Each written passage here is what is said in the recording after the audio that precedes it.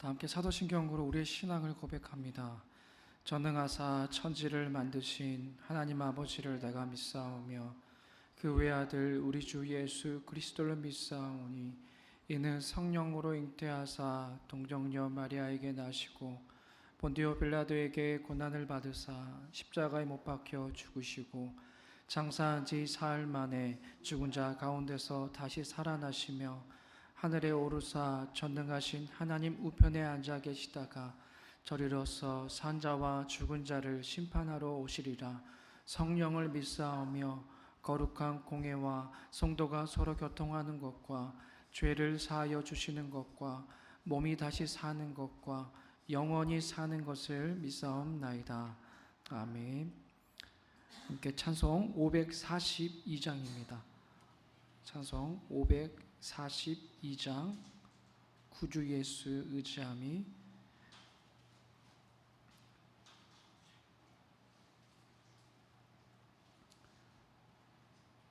찬송 542장 다 함께 하나님께 영광 올려드리겠습니다.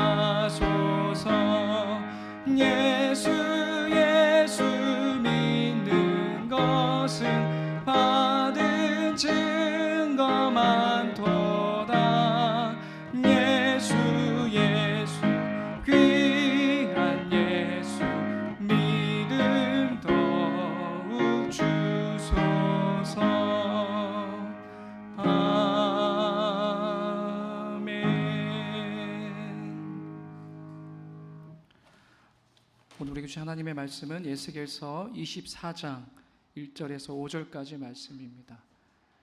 에스겔서 24장 1절에서 5절까지 말씀입니다.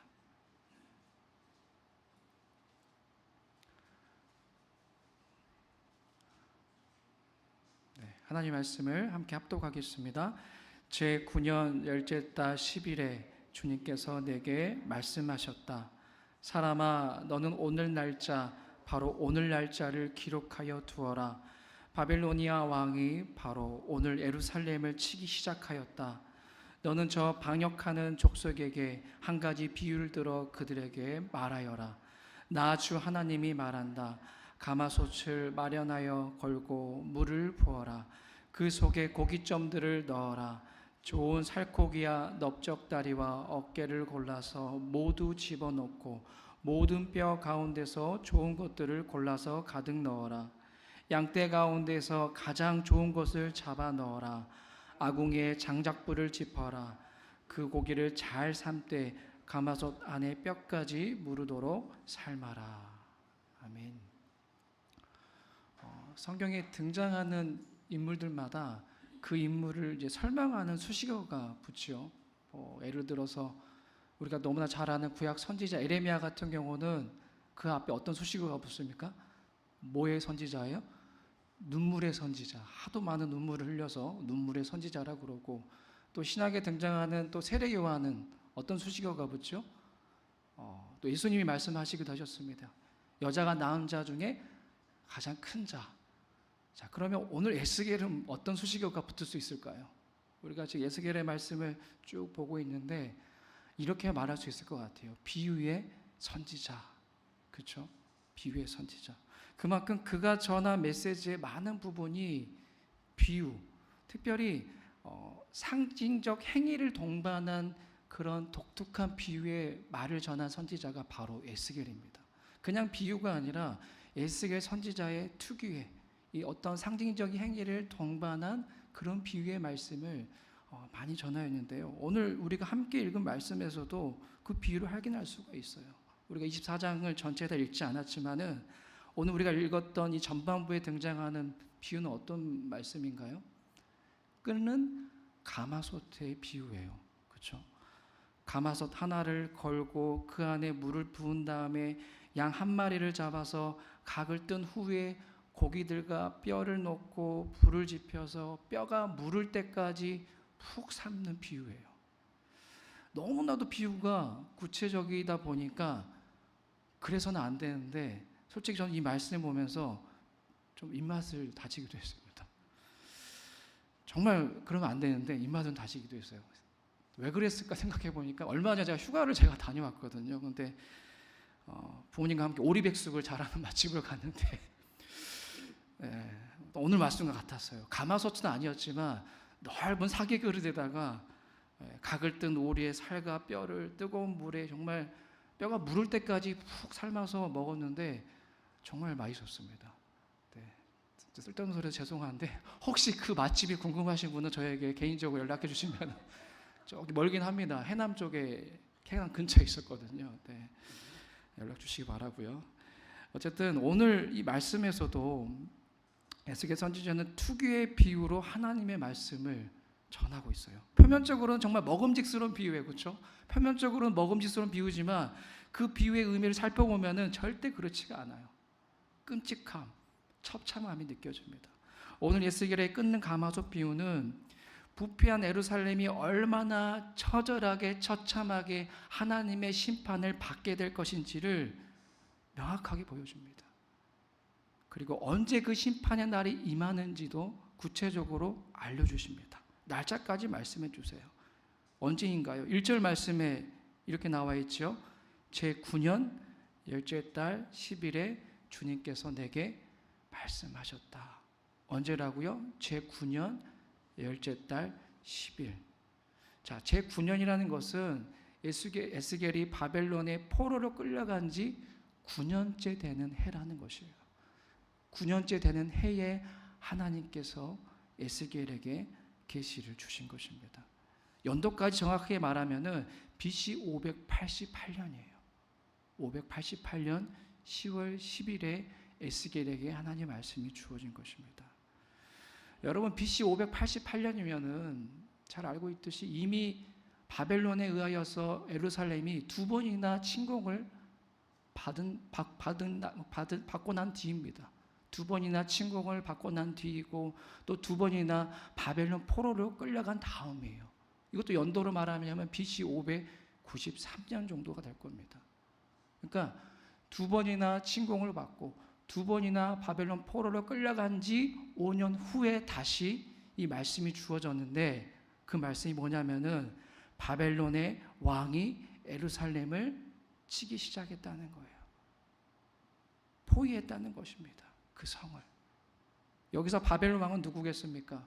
이미 앞에 두 차례나 침공을 했던, 예루살렘 성을 공격했던 느부갓네살 왕이에요. 느부갓네살 왕을 통하여서 다시 하나님의 심판이 예루살렘 성에 임하게 된 것입니다. 사실 하나님께서는 오래전부터 이 심판의 도구로, 이스라엘을 향한 이 심판의 도구로 바벨론을 사용하시겠다라고 천명하셨습니다. 여러 선지자를 통하여서 말하였어요. 에레미야를 통해서, 하박국을 통해서, 에스겔을 통하여서 하나님께서는 이 죄악으로 부패한 예루살렘을 향하여서 회개할 것을 촉구하셨어요. 너희들이 회개치 않으면은, 너희들이 죄를 뉘우치지 않으면은 바벨론을 통하여서 예루살렘이 멸망할 것을 거듭거듭하여 경고하셨습니다. 두세 번 경고하신 게 아니에요. 에레미야 선지자가 활동한 기간을 약 40년으로 잡는다면은 40년 기간이라는 그 긴 시간 동안에 하나님께서는 예루살렘에 대한 심판을 경고한 것입니다. 40년이 넘게겠죠. 여러 선지자를 통하여서 말씀하셨으니까요. 그리고 그 사이에 실제로 바벨론이 침공했고, 바벨론으로 예루살렘이 포로로 끌려감으로써 하나님의 말씀이 거짓이 아니라 참임을 입증해 보이셨습니다. 이 정도면은 하나님께 택함 받은 백성 같은 경우는 그 회개를 하여야 할 것인데, 죄를 뉘우치고 하나님 앞에 나아갔어야 되는 것인데, 어리석게도 유다 백성들은 그렇지 않았어요. 그들은 그럼에도 불구하고 예루살렘이 멸망하지 않을 거다라고 생각했어요. 왜 그랬을까요? 못된 선지자들 때문이죠. 거짓 선지자들이 계속해서 그렇지 않을 거야, 절대 그렇지 않아, 우리 하나님은 그러신 분이 아니야, 절대 예루살렘 성이 멸망하지 않을 거야 라고 말하는 거짓 선지자들의 그 말에 현혹되었기 때문이에요. 오히려 참을 말하는, 하나님 심판의 날이 임할 것이다 라는 그 참된 말을 전하는 참된 선지자들을 오히려 핍박하고 그들을 죽이려고까지 했습니다. 거짓 선지자들의 달콤한 말에 현혹된 이 유다 백성들은 하나님께서 예루살렘 성을 통해 우리를 지켜줄 것이고 그 성 안에 우리가 있으면 안전할 거다라고 얘기했어요. 그래서 에스겔서 11장에 보면요, 당시 백성들이 이런 생각을 갖고 있었다는 것을 확인할 수가 있는데요, 이거예요. 예루살렘 성은 가마가 되고 우리는 고기가 된다. 예루살렘 성은 가마가 되고 그 안에 있는 우리는 고기가 된다. 가마라는 것은 가마솥의 준말입니다. 한마디로 가마솥과 같은 예루살렘 성이 우리를 안전하게 지켜주고 보호해줄 거다. 우리는 가마솥 안에 있는 고기와 같아서 결코 아무 일도 없을 거다라는 생각을 갖고 있었다는 것입니다. 그 성 안에 있으면 아무 문제가 없을 거야. 어떠한 적의 공격이나 위협 앞에도 우리는 안전할 거야 라는 생각, 그런 헛된 생각, 헛된 믿음을 가지고 있었다는 것입니다. 그런데 여기에 대해서 하나님 분명하게 이렇게 말씀하셨습니다. 11장 11절 말씀이에요. 이 성읍은 너희를 보호하는 가마솥이 되지 않을 것이며 너희도 그 속에서 보호받는 고기가 되지 않을 것이다. 내가 너희를 이스라엘의 국경에서 심판하겠다라고 말씀하셨습니다. 어떠한 적의 공격이나 위협 앞에도 성 안에 있으면 안전할 거다라는 헛된 믿음을 우리 하나님 무참히 짓밟으셨죠. 오늘 말씀을 통해서 분명한 그 심판의 뜻을 나타내 보이셨어요. 그들이 안전한 가마라 자부했던 예루살렘 성은 이제는 그들을 뜨거운 심판의 불로 파멸시켜버리는 장소로 변할 것이고, 자신들을 가마솥의 고기로 자처하며 안전할 것이라고 자처했던 그들은 어떠합니까? 뜨거운 불 속에서 삶아질 뿐만 아니라 완전히 물러져 타버렸고 그 뼈까지 으스러져 버릴 정도로 완전히 멸망받을 운명에 처하고 말 것이다 라고 말씀하셨습니다. 그리고 하나님께서는 이것이 거짓이 아니라 참임을 분명히 말씀하셨는데요, 오늘 말씀 아니지만 14절 말씀, 에스겔서 24장 14절 말씀 함께 읽어볼까요? 시작. 나 주가 말하였으니 반드시 이루어진다. 내가 그대로 하겠다. 내가 돌이키지 않으며 아끼지도 않으며 뉘우치지도 않겠다. 너의 모든 행실과 너의 모든 행위대로 내가 심판을 받을 것이다. 나 주 하나님의 말이다. 분명하게 말씀하십니다. 하나님의 말씀, 너희들에게 분명하게 전한 경고의 말씀은 남김없이 다 이루어질 거다라고 분명하게 하나님 말씀하세요. 실제로 그 말씀이 이루어졌지요. 예루살렘 성이 바벨론 군대에 포위된 지 1년 6개월 만인 BC 586년 4월 9일에 예루살렘 성은 가마솥처럼 불태워졌고 그 거민들은 가마솥 안에 고기와 뼈처럼 완전히 멸절되고 말았습니다. 살아남은 백성들 일부는 또 바벨론 포로로 끌려가서 예루살렘 성은 완전히 황폐하고 멸망하고 말게 된 것입니다. 사랑하는 여러분, 오늘 우리에게 주신 이 말씀, 오늘 우리 각자에게 주신 하나님의 말씀을 통해서 우리는 중요한 영적인 교훈을 깨닫게 됩니다. 저를 한번 따라해 보실까요? 성도는 기쁨과 영광의 날뿐만 아니라 슬픔과 수치의 날도 기억해야 한다.